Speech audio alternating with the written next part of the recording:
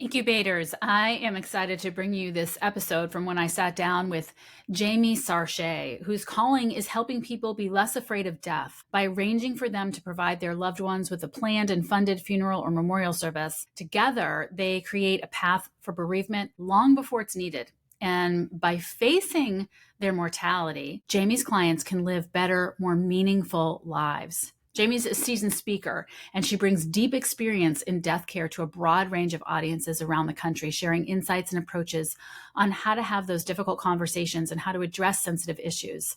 Extending well beyond death and dying, her message resonates across industries and individuals, bridging her passion to demystify death while enlightening communicators on overcoming challenging conversations. This conversation was raw and authentic. I loved every minute of it.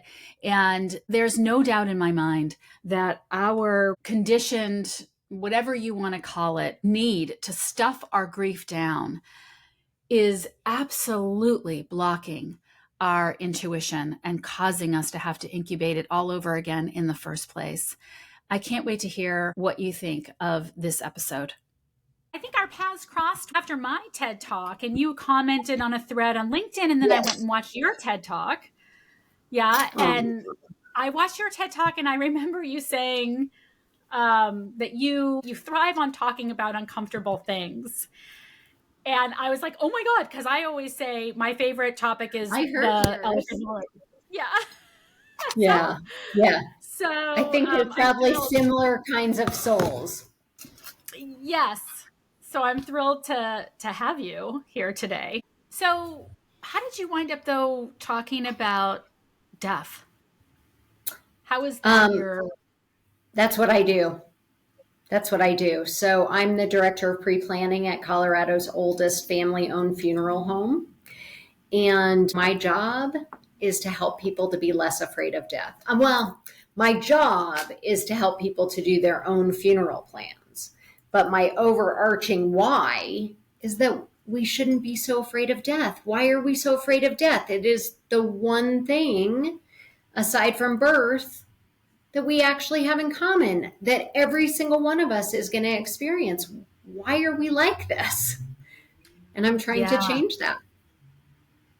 Yeah, and you speak like so poetically about it. And actually, as I was listening to some of your stuff, anticipating this, I was just really coming up against my own resistance to talking. I mean, I was thinking the other night, like, I miss my dad more now. He's been gone almost 6 years than I did when he died.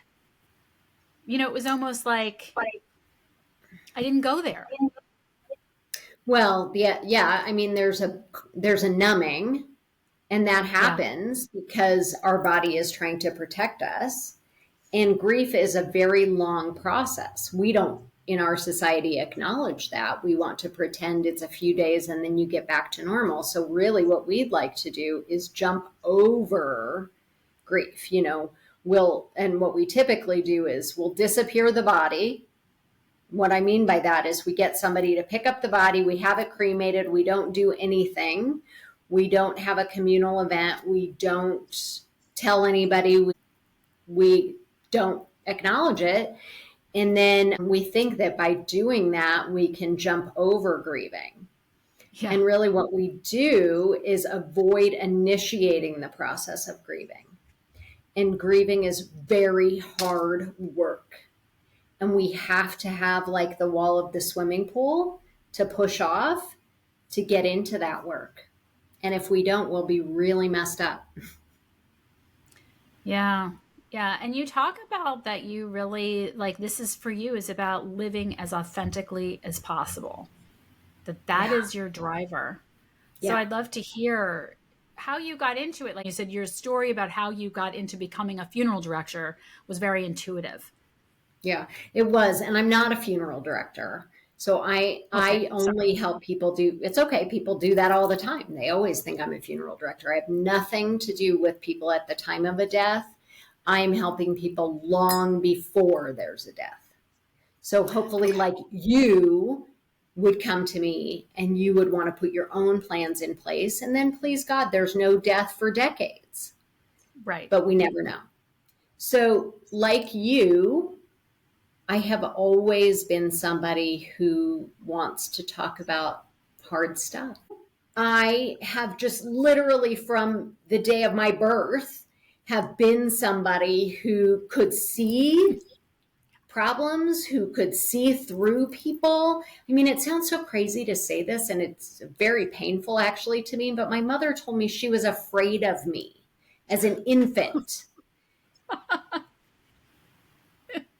And all I can, yeah, I know. And all I can think is like, because I'm a truth teller. And Yeah. I'm the one in my family who would be like, this is not okay. Yes. Why are we doing this? This is not okay. Yes. And that's not acceptable in my family. And so that was really, really challenging. I'm 56 Yes. now. It's getting a little less challenging. But only Depends on the day. slightly.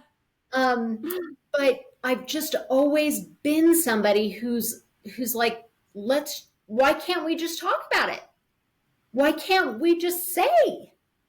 Yeah. And so that's caused trouble and has opened very significant doors for me. And I feel like I am opening doors for society because I am willing to be that person. And you're right. When I heard about this job, I really have no business doing this job. Like, I'm not a social worker. I'm not a psychologist. I don't have a background in sales.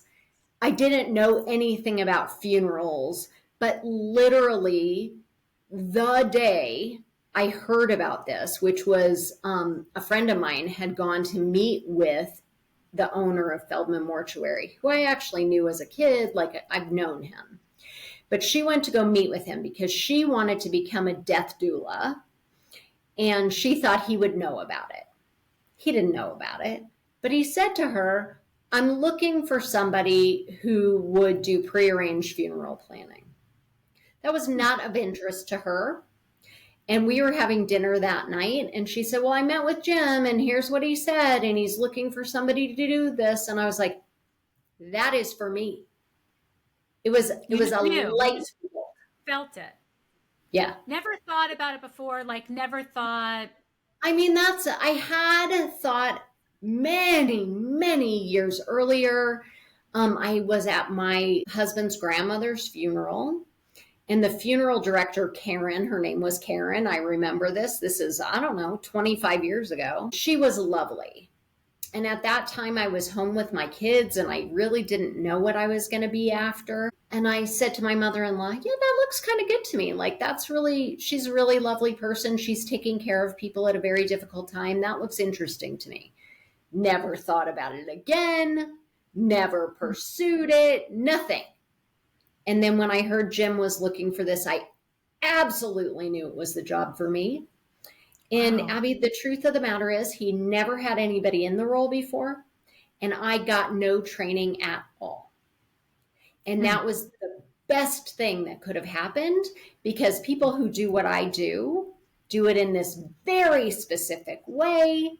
They invite people you've probably been invited. They invite people to come to a restaurant, come have dinner on me, and, we're going to have a PowerPoint. We're going to arm twist you to make an appointment. We're going to then arm twist you to sign a contract.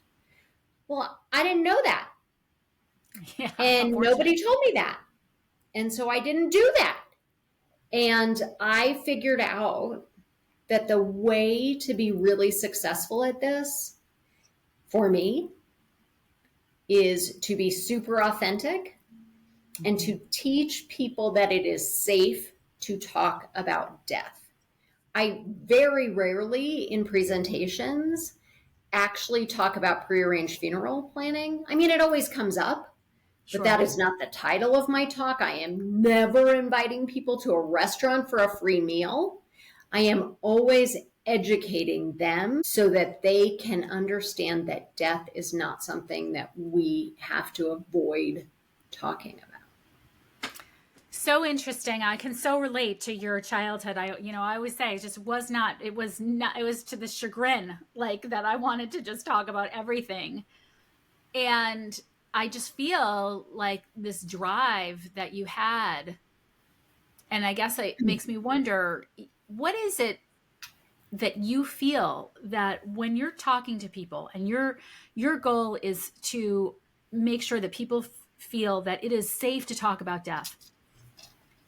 To me, that feels like an unbelievable contribution. But I just want to know, what do you feel you are doing for, I mean, I don't want to sound weird, but I really believe it is a service to society. What do you feel You like don't you're sound weird to me you're because doing? I really Yeah. believe it is a Yeah. service to society.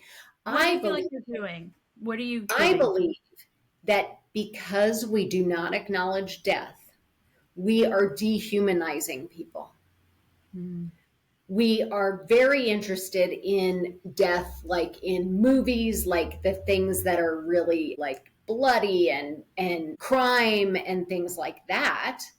But we are not at all equipped to talk about just the things that happen to people. And we expect that death is going to come in this very like something happened and somebody died. And sometimes it is like that. Sometimes it is like that. But many times it just is this very long process. And then somebody dies and it's incredibly shocking. How can we possibly psychologically prepare for someone's death? How can we think about our own death in that way? How can we think about, I'm not going to be here? Like, it's just a very psychologically challenging thing to do. And so most of us don't want to do it at all. And our society says, don't.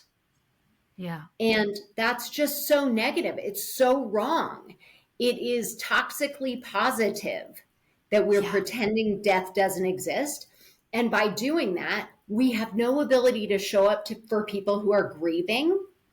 Yeah. And we just think that people who are experiencing things are like separated from us. And they're not. No. Yeah. Yeah. So I do that. think it's changing the society by talking about it. Yeah. I love what you just said. We think that people who are going through things are separate from us. It is so true, right? God willing, like there are people who haven't had to go through really hard things in life. Yeah. And it's Yeah. really hard to imagine that anything hard could happen. And I find these hard things are not spread out equally. No. Some people get a real shit ton of hard things. And some people like me, quite honestly, haven't had a lot of hard things. And I'm going to knock wood right now. I'm very grateful for that. Yeah. Yeah. And yet you spend your time sort of living in the reality that anything can happen at any time. That's right. I do. I absolutely spend my time in that reality. And that is the truth. Anything can happen at any time. But even when it is a completely expected, somebody's 97 years old, it's still, we're not psychologically prepared. And I don't think we can be. Quite honestly, I don't think we can be psychologically prepared, but we could do a better job of just understanding that death is part of life. It's not like live, and death is over here. Not at all. It is part of our life. It is what our life is meant to do. Everything that lives comes from something that was dead. We would just be so much better off on so many levels if we would acknowledge that and embrace that. Yeah. What do you think it would be like? What do you think our society, our culture would be like? Well, I think we could show up for each other in a much better way if we weren't so afraid of talking about this. I mean, we tell people who are grieving, and you could be grieving a lot of things. things. You could be grieving a divorce. You could be grieving the loss of a job. You could be grieving that you haven't met the right person. You could be grieving what's happening in our country. There's lots and lots of things to grieve. And most of us are so uncomfortable with other people's discomfort that instead of sitting by and putting our hand on them and saying, hey, I'm here to listen, I'm available to you, we rush in to rescue them. Yeah. We just rush in to rescue them, which shuts them down. And then they're told by our rescuing, oh, I'm not allowed to express this. And so I'm just stuck with it inside me. Yeah. It was literally the reason I remember as a young person wanting to become a psychotherapist, because I wanted to create a room where people could come in and just drop their emotions, drop their shame, like take it off like a coat. This is what's really happening. It made me crazy that we couldn't talk about what was really happening. Why didn't we know each other as kids? You know, it's like, I know how to look good. I get it. We've got that down. We've got it down. I want to know how to feel. I want to know how to talk about what's happening inside. Yeah. Yeah. And externalize it and take it out and look at it. I'll tell you, I think this grief framework actually is incredibly valuable. Like the idea of companioning people who are in grief and not rescuing them and just sitting with them and allowing them to express things. It's very valuable in a lot of things. And I'm dealing with something right now. My husband, about 8 weeks ago, acknowledged that he is an alcoholic. And I knew he had some trouble. Like I knew it wasn't good, but I didn't understand really what was happening for him. I just didn't. And I just kind of thought he was an asshole. And he was a highly functional alcoholic. And I guess I should say he is a highly functional alcoholic. And I really didn't understand. And there's plenty of denial, even in somebody who wants to talk about stuff. And I brought it up sometimes, but I didn't want to fight. And I just thought, well, I've just made my bed. I'm just here and, whatever. We're just going to keep doing this. And I don't think I had language for it. Yeah. About 8 weeks ago, we had thankfully nothing tragic happened, but I've just gotten to the point where like, I'm not doing this. And so we're working on it and he's jumped in deep to recovery. And the day he acknowledged it to me, he called his parents. He sent an email to our friends. He sent an email to his siblings. The next day he told our children. He goes to a meeting for AA every day. He has a sponsor. He is deep into this. And I'm grateful for that. And alongside that, I've been inside this snow globe that has now been just shaken up.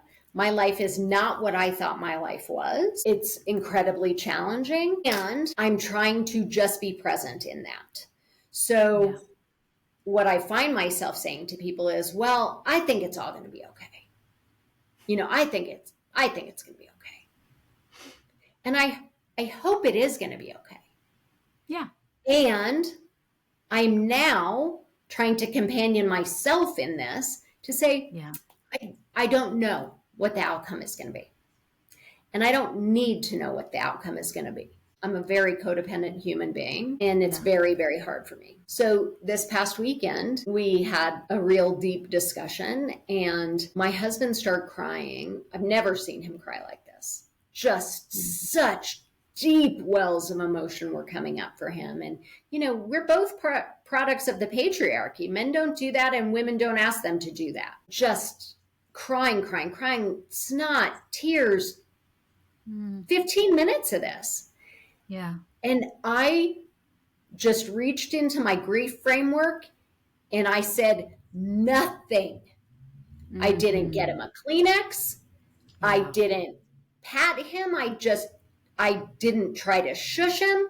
I stayed next to him as all of this was occurring for him and just bit the inside of my lip so that I would keep my stupid mouth shut. And allow this to come out. And it was really important for him. And I think really important for me. And that grief framework is the only way I could do that. Yeah, I'm so appreciative of you sharing that. As you were talking, my dad, who was an alcoholic for many years before he died, well, he was sober about 25 years before he died, but he was my whole brain. He used to say, when he said, after he got sober, he would say, well, it is or it isn't. Yeah. Like, Yeah. it is, or, I mean, and what is okay? What is okay means something is going to happen the way I want it to. That's okay. The way something that I like, that I prefer, versus Well, and something I don't want. to me, okay is just I'm going to smooth over all of this stuff.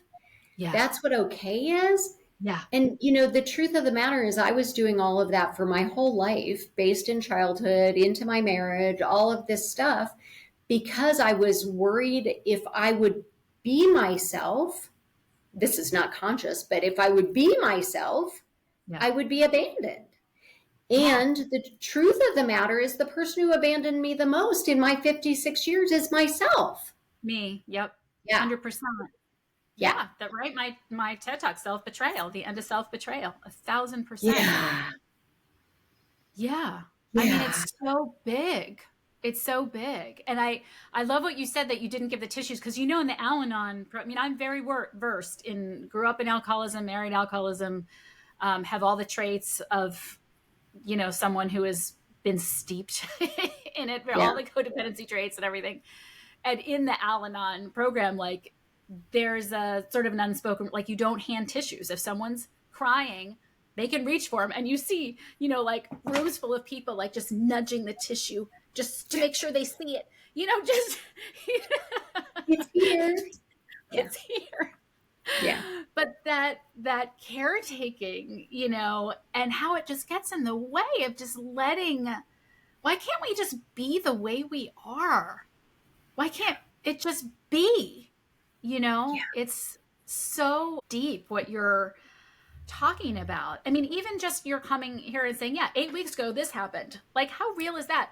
I always have this thing happen when I'm talking to somebody, whether it's a client or I'm on a podcast. And when something like really true or authentic happens, my whole body, I get chills like everywhere. And I just like had chills while you were talking about that, because it's like we're in it, like Yeah. right now. And Yeah. in my profession, I was just talking to someone about this, one of my mentors. There's a lot of talking about what's happening in their life, but from a very intellectual standpoint. And it's very shiny. It's like, oh, and it's just all in the perfection of things. And it's just another way of kind of glossing it over, that we're not really consciously aware that we're doing. But When you say conditioned.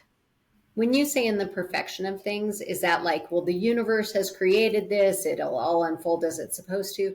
Yeah, that's interesting.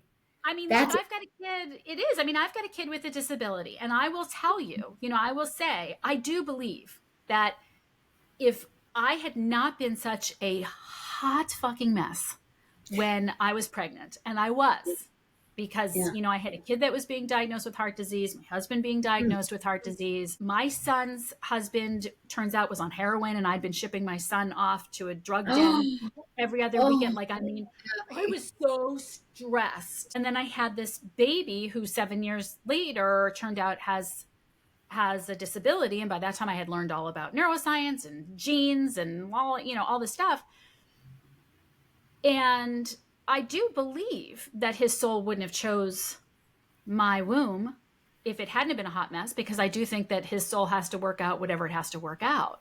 Mhm. But to leap to that place without going through the grief, and honestly, without taking the responsibility for, I was a hot mess, I didn't create a safe space, like, Mm. that's on me, Mm. And like, all of those doing things that. can exist at once.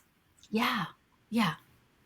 And thank God I have that belief, because, what is the point of just being guilt ridden and waking up every day feeling like you're a horrible person and you did this and blah, blah, blah, blah. Like, that's not serving humanity. Right. But at the same time, it can't be glossed over. And I think it's a really tough thing as humans for us to navigate, like, where are we being real and really sitting in it versus intellectualizing it, you know? Yeah. Well, and sometimes that whole kind of spiritual view, and I'm a very spiritual person, and like you, I believe in a lot of this. I think there's a soul. I think there's soul commitments. I think lots of things. I'm sure Yeah. I got brought into my family of origin for very specific reasons. I totally believe it. And my mom has a degree in spiritual psychology. Oh, And she's wow. just consistently saying, it's their journey. It's their journey. And Good. Yeah. yes, Yeah. Just, that's it. yeah, That's it. Put your hands of it. light to Yeah. them. Yeah. Yeah, It's funny because we're from the same tribe, and yes, yeah, so, but mine's totally yes. different. Mine is more like, oh, those poor stupid people who believe in spirituality. Like, it's the exact opposite, but the same But kind that's a of, cult too. yes, it's a cult. It's a total cult. And I grew up, I've said this before in this podcast, my grandmother used to say, dead is dead, meaning there's no afterlife, there's no nothing. And as a kid, it was very terrifying for me. And I don't believe that to be true at all anymore. However, I can't say that I'm evolved to the point that I am wanting to talk about death or in any way really living my life as though we're going to die, right? Like we always talk about that, like if we lived our life like we were going to die, truly, would we do half the things? Would we say half the things that we say? That's a really hard reality to sit in every day. In my mind, we would say the things. I view it the opposite. That if Okay. we can acknowledge that we're going to die, if our life is finite, then we say the things and we learn to be more upfront with things. And I think you're saying, will we say the mean things? Is that what Yeah. you're sharing? Yeah. Oh, would we say the mean Maybe we things? Would we wouldn't. not do the things? And, Maybe but I we'd mean, I guess be it goes back to kinder. being human. It goes Yeah. back to being human, right? Because we could even spiritualize this conversation, just be like, oh yeah, I am so present with death that I just never say anything. But that's crazy. We can't That's be present bullshit. with it that much. Yeah. Yeah. No, and you're not the Exactly. Dalai Lama. And even the Dalai Lama says shitty things, I'm sure. Yeah. Everybody does. Um, First of all, I will tell you, I absolutely know that dead is not dead. Um, Yeah. I've had many, many, many experiences working in a funeral home of feeling people's souls. There was one example that is just so present for me, and this happened more than a decade ago, probably Hmm. 14 years ago. When I first came to Feldman's, I was really kind of afraid of the dead bodies, like many people are. And Yeah. our care center is in the bottom of our building, and we have our file place in the back of that. And there was a young man here who died of an overdose. I don't know if it was purposeful or accidental. Wow. And I needed to go get a file. And I literally could not step over the threshold because and I'm a very empathic person, but I could feel his energy, and it was chaotic and terrified. And Oh, I could literally hear him in my mind saying, what the hell did I do? Where am I? What did I do? oh my And so God. I could not step across the threshold. That evening, we had a group of people come to Feldman's for a training about Tahara, which is something that Jewish people do. It's a ritual washing. So we had a whole workshop about it. And so we were going to go in the prep area. And I said to the person who was leading the workshop, here's what occurred for me today. We'll see. And we went downstairs, and it was completely shifted. And I'm convinced that the fact that we were all in the building and talking about all of this was really helpful to this kid. And so I'm absolutely sure. Fast forward several years, I was at a networking event, and everybody went around and said who they were. And this woman said her name, and I knew that was this kid's mother. Oh, wow. And so I went to her and told her this story and said, and after that, he was okay. And she said to me, I've always wondered if he was okay. And that was scary to me. Like, it was terrifying to me to go talk to her about this, because I thought, is she going to think I'm crazy? Yeah. And yet I know that because I was willing to put myself in that space, that made a difference for her. Yeah. Oh, 1,000%. Yeah. Tell us about the ritual washing in the Jewish tradition, because, I grew up Jewish, never knew anything about it. Me either. But now I have relatives who are much more Jewish. And so I know a little bit about it. But the honoring of, dead people. Yeah. That is supposed to be our tradition, but for too many of us is not. Well, most of us don't know about it. No, I have no idea. Yeah, I'm like you. I grew up Reform, and it's so funny how we all say much more Jewish, more observant. They're more ritually observant. They're not better than we are. No. We're just as good of Jews, but we don't usually embrace it that way. We all say we're bad Jews. So Jewish tradition says that we should treat the dead with kindness and compassion and dignity and respect, because the body and the soul work together. And just because the soul is no longer attached to the body, we still treat the body with kindness and dignity and respect. It's not trash. It's not just a vessel. It is the container of the soul, and is the way that other human beings recognize us. It's very important. And so Jewish tradition says that we should ritually cleanse the body, because it's a gift from God and it's going to go back to God. If you borrow something from somebody, you give it back in good order. So that's what we're going to do. We cleanse, and it's done by a special group called the Hevra Kadisha, the Holy Society in Denver, in our community.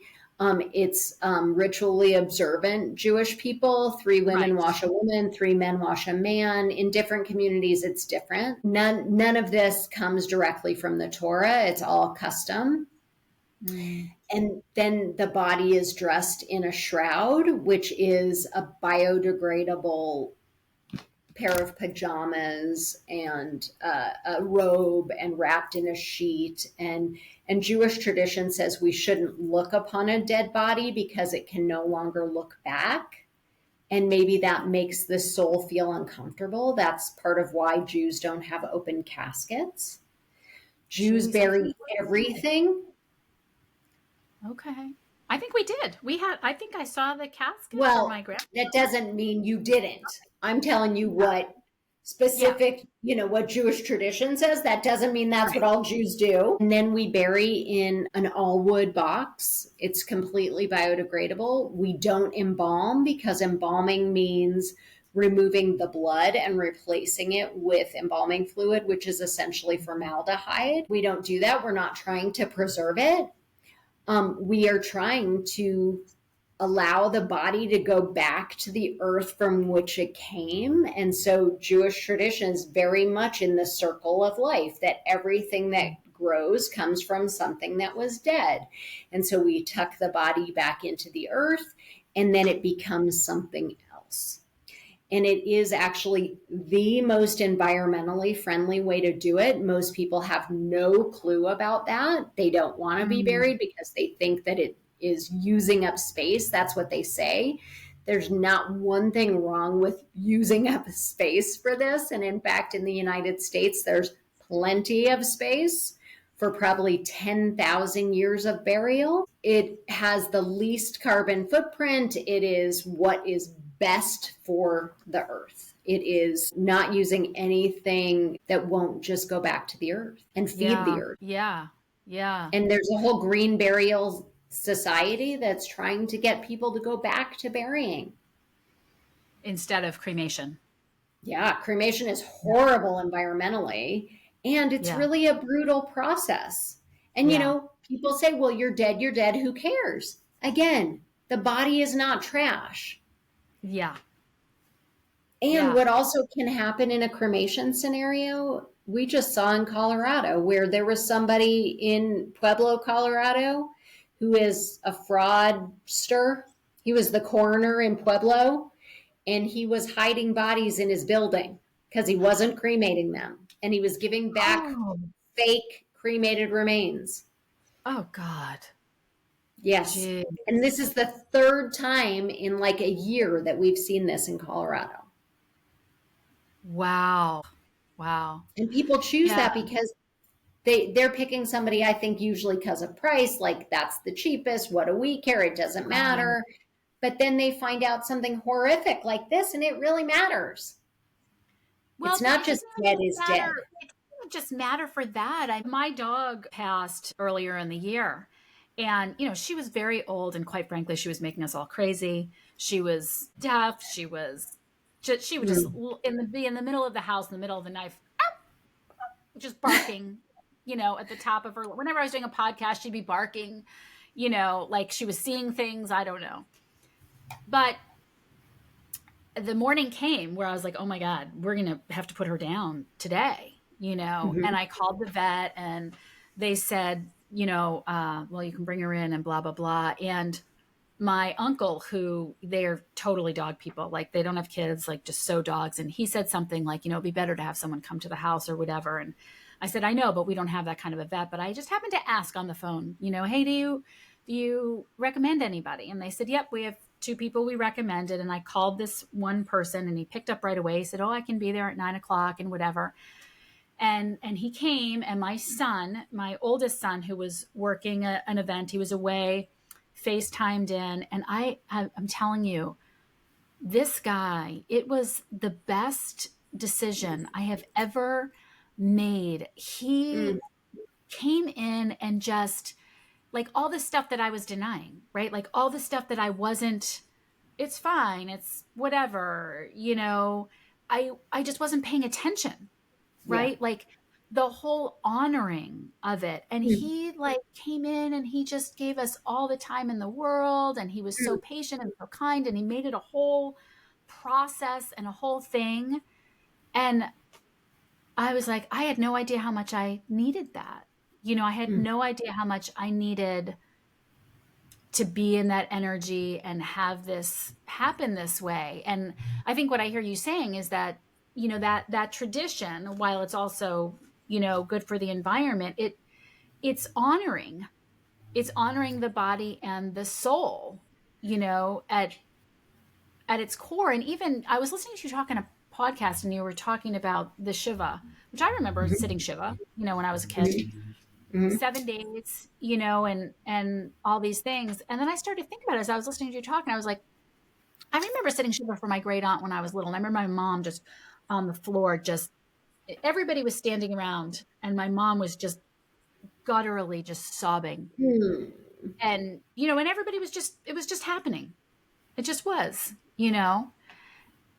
And then as we got older, I don't feel like we do that like we don't sit shiva anymore when someone dies. Well, Like we to the hardly do any of again, it. seven We hardly do days. any of it. And so many people, Abby, will say what, you and I might have said of, well, I don't live that kind of life. I'm not an observant Jew. I don't need that. I don't. And it has literally, in my mind, not one thing to do with God. And it's Yeah. less, in my mind, tucking the person in the ground. That is honoring. It is treating them with dignity and kindness and respect. And that is important. And what's most important in my mind is it is the initiation of the grieving. It Mm. allows people to process the loss. It gives them the time and the space that they need to get in touch with that stuff. Because again, it's hard work. And if you Yeah. just go back to your normal life, you don't get the opportunity. You just shove it away, close the door because you don't have time or energy to deal with it. And Jewish tradition says, nope, this stuff is hard. And so, in my mind, it really, for people who are not ritually observant, It really is about psychology much more than about religion. And what's And the ritual is just important. right? I mean, what's the consequence if you don't? I've heard you say there's consequences if you don't give yourself that time to grieve. What do you see as those Well, consequences personally, culturally, societally? I think that we don't grieve. And then we find ourselves depressed. We find ourselves having physical symptoms, maybe many years in the future. We just don't Yeah. allow it to move through our body. And so it gets cemented in there. And that's not good. And I just think it is such a powerful thing to give ourselves the opportunity to feel. And there's so many people who will say, oh, I'm doing this so badly. Like I always call and check in on people and they're like, oh, I'm really doing a bad job of this. I'm crying all the time. And I say, Yeah. you know what? Can I reframe that for you? You're doing it really well. Yeah. Allowing whatever emotions are there to come up is doing it well. Yeah, I was going to ask you about that actually because, there's so many people who, they are feeling like they can't get over their grief. They can't get over their grief, and years will go by and they're still crying. And Yeah. other people will say, they need to get over this. Or they'll say, why am I not over that? And there's something sort of pathologically at the way we look at that. So when you say, well, I can't get beyond it, when people say I can't get beyond it, is that just kind of a misnomer that we're supposed to get beyond it? There is no beyond it. There is Yeah. integrating it into our life. It doesn't get smaller. We get bigger around it. We learn how to deal with it. It's very much in my mind like the ocean. And at the very beginning, it's high tide. We're in the ocean. We think we're going to drown. The waves are coming over our face. We're not breathing well. We're coughing. We're getting water in our mouth and our eyes. We're really thinking we're going to die. Yeah. And that's happening in the acuteness of the grief. And then it eases a little bit. And then we can see the waves coming and we can prepare for it maybe, and we could put our feet on the sand and we can just trust that we can allow these waves to come over us and we will survive. And that is true for our entire life. It doesn't go away. In my TED Talk, I talk about her all the time, but I had a very close friend, Michelle, who got a glioblastoma when we were 26. And she died when we were 28. And her husband and I had been friends since we were 4. And she and I had been friends since we were in 9th grade. We had a very close relationship. Mm-hmm. And even after her death, and actually she helped me to understand that I could talk about it. Like so many people were saying to her, you're young, you're strong, you'll be fine. And I didn't do that. I just was like, we can talk about everything. I'm here for you. Whatever you need to say is okay with me. And I'm not going to pretend you're going to be okay. And you don't have to pretend you're going to be okay because we know you're not going to be okay. So let's just feel safe to talk about it. And I don't know how I did that, but I did.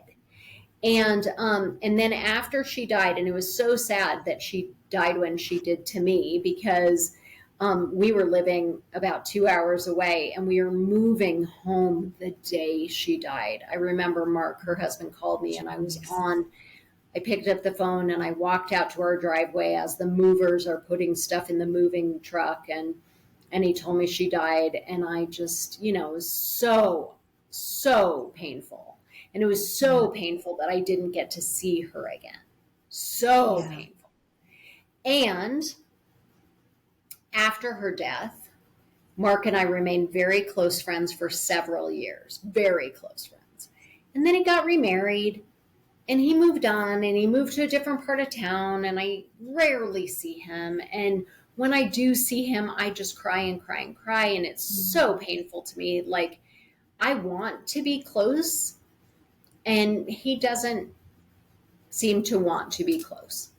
So for many years, that's been very, very awful for me. Her mom died pretty recently. I'm going to say in the last year and a half. I went to her mom's memorial service, but was not invited to the burial. That was private. The next day, I said to my husband, I really need to go.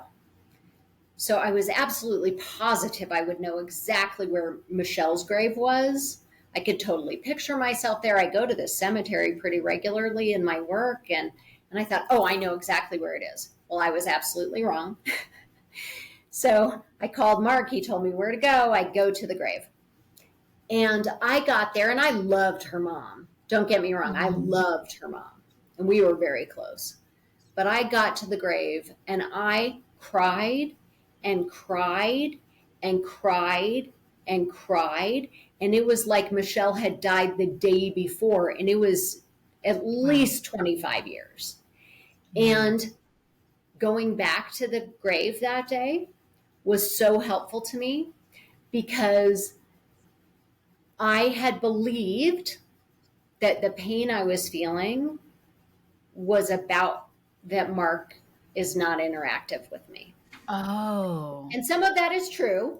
Yeah. But at the grave, the epiphany I had was that what I was really grieving was the loss of potential.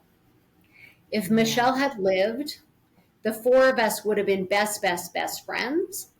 Yeah. We would have traveled together. Our children would have been raised together. That didn't happen. Michelle died. Her son Max was 10 months old, or 2 years old when she died.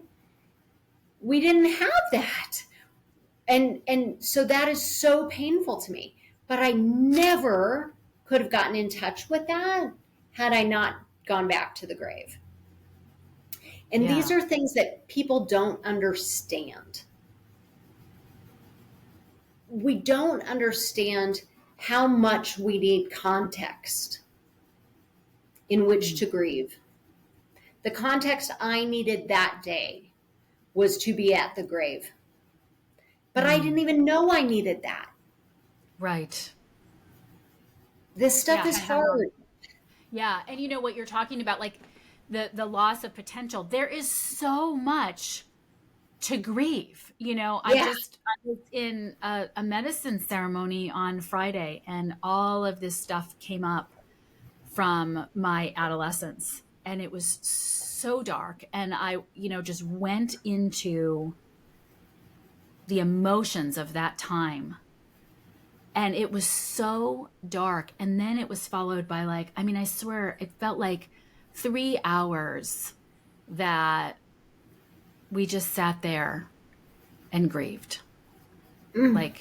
Just grieved the pain of that time. And then when you talk about, grieving the potential, right? It feels like that's forever, right? Whether it's a person or a career or there's so many things that we don't truly grieve. It turns into regret or shame or guilt or beating ourselves up or circle of life, whatever, that kind of thing. But really, if we wanted to bring your grieving, process to that. Yes. Wouldn't we be living a fuller life to really pay homage to those things that we're so busy stuffing down? Yes. And you said earlier that we've pathologized it. We literally have medicalized grief. And the reason that we have medicalized it is because that's how we can get insurance to pay if you need to see a therapist. Right. That's ridiculous. And we have this time frame that for adults, it's like if you're still grieving at 6 months or something, I don't know exactly what the time frame is. Then you need Prozac. Then you need Prozac. Versus, I need someone to companion me. I was just at a workshop with a guy named Dr. Alan Wolfelt, who is a grief researcher. He is brilliant, beyond brilliant. And he's the person that people go to when they are not moving forward. They are not able to integrate the grief into their life. They can't get off the couch. You know, he's the one who they've seen Okay. 4 other therapists. They've taken the Prozac. It's not helping. And they go to him. And he'll say to them, tell me about the ceremony that you had when your person died. And invariably they say, oh, we didn't have a ceremony. They didn't do it. Because we talk about it as closure. It's Yeah. not closure. It is initiation. It is opening the door. It's not closing the door. Otherwise, we don't open the door. We just shove it away. And not successfully. Yeah, because, you know, my dad died during COVID. And so we didn't do anything. Nothing. Yeah. Nothing. Yes. And he wanted a celebration of life, which I know you have bones to pick with that term. That's what he wanted. And we didn't even do that. And so, it makes sense that, you know, I'm probably to be honest, I'm probably at the very beginning of grieving my dad 5.5 years after he died. You know, I had a client whose dad, it was similar. It wasn't COVID. It was a long time ago that this happened. And her dad was cremated and no ceremony at all. And it was working for her mom. Her mom had the urn on her nightstand and she'd kiss it every night. And that was working for her. It was not working for my client. And she just said, I have not grieved at all. I don't know how to do this. And she's also a therapist. And my suggestion to her, and I would offer this to you, was go to somebody else's funeral. Because you're in the context. Yes, in the context. Right. It's like going to a sad movie makes you want to cry. Yeah. Yes. Sometimes I have clients that have a really hard time getting there. I'll say, go watch something that's going to start the flood. Yes. Yeah. That's a great idea. Yes. That's a great idea. And I've been feeling that with the grieving about what's happening in my relationship, you know, like I've gone to a couple of Al-Anon meetings. They're fabulous. So far, it hasn't felt the right one. I haven't found the right one. I always tell people there are bad ones. I don't know where you are, but Boulder has amazing ones. Oh, really? That's far away, but maybe. But really, what I knew from the grief context, from the grief knowledge, is I need to be in the space that is going to allow me to touch it. Yeah. Yes. Because there's so much to grieve there, right? I mean, gosh, so much happens in marriages anyway, but like, geez, when something like that comes out, you know, there's so much to grieve. You know, I mean, even just, you know, I remember the denial of it all. Like, how did I miss it? And what, you know, all the, oh my God. Yeah. Yeah. Well, and just the idea of, well, I thought my life was this, but it isn't. Oh. For years, I've been saying, nobody knows a marriage except the people in it. Now I realize not even them. It's so true. Not even them. That is so true. Right. I was having a conversation like that the other day. I was like, but who really knows? You know, like, who really does know who we're married to? I mean, who even knows who we are, right? Like, the ego takes over and it just walks us around our world.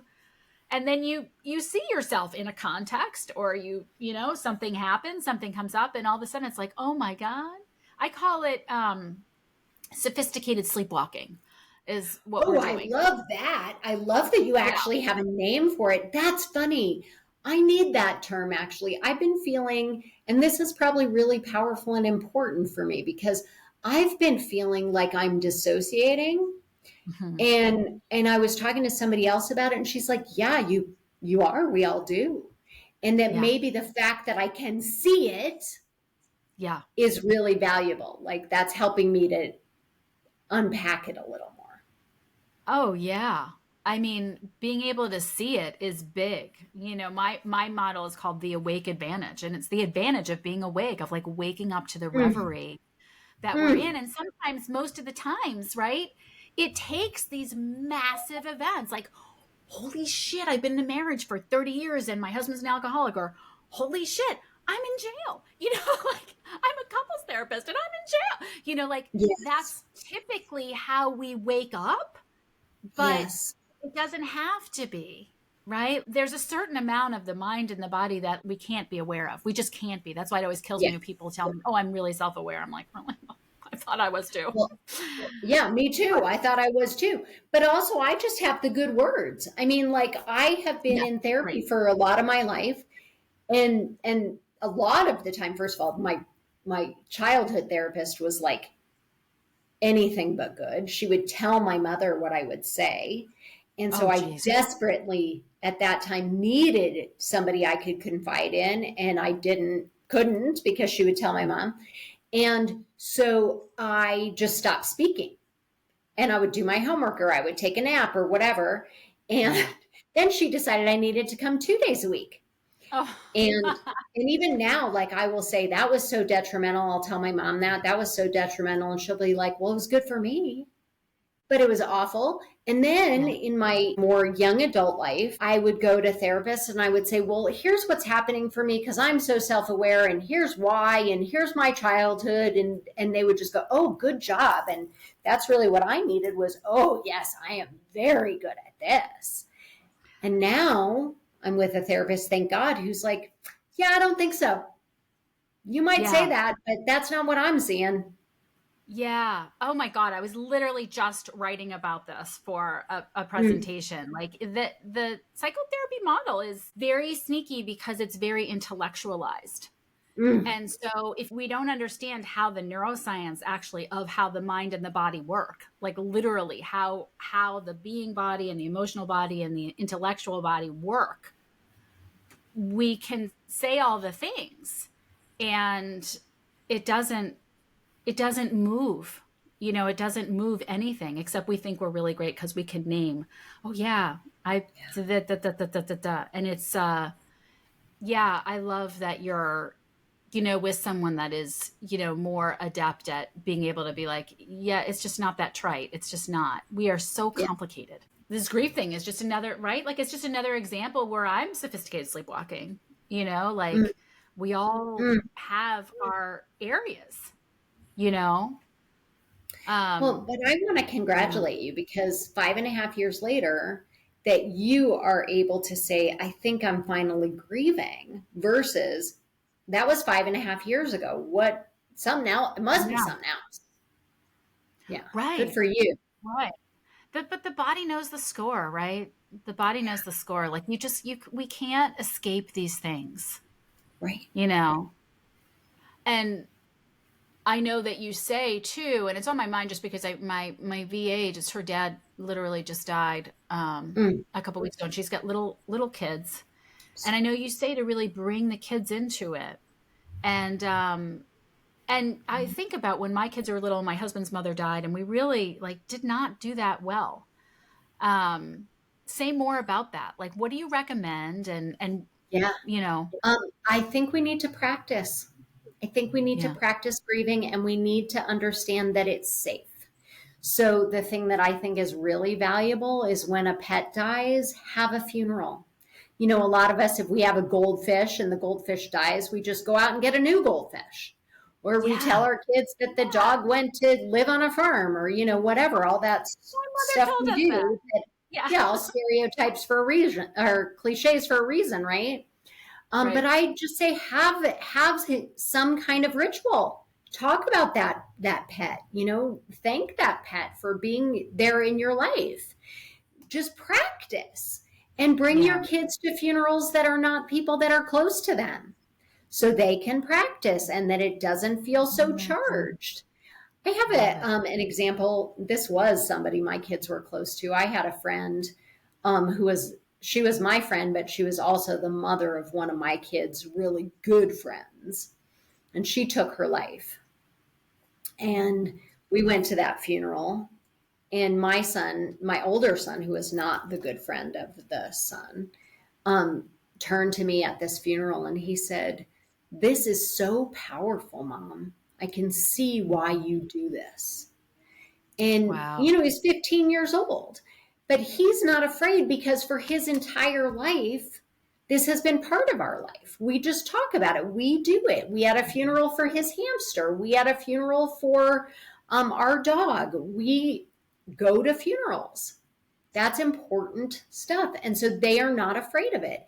And the other thing is I tell them about things. I mean, now they're adults, but Yeah.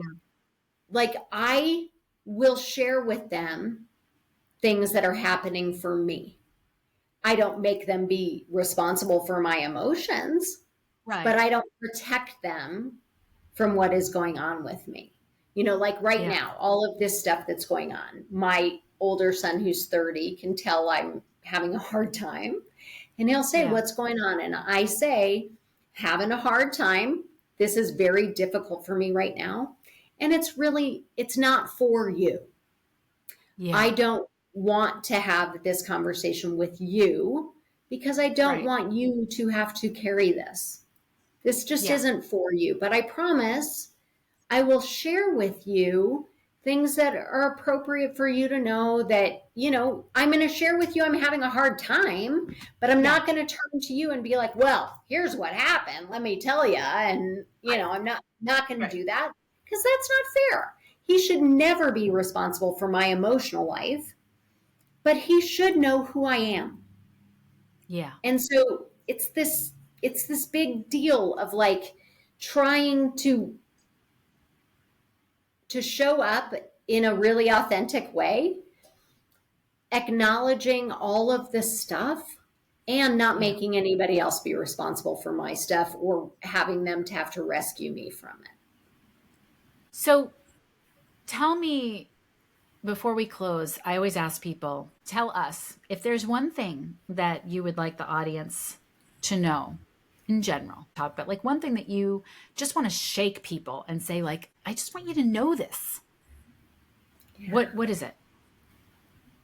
I mean, I think one of the things is just I want people to know that we're all going to die. You can push it away, you can pretend that doesn't happen. You're still going to die. And it's okay. It's okay. It might feel incredibly scary. It might be in a tragic situation. I don't know what it's going to be, and you don't know what it's going to be either.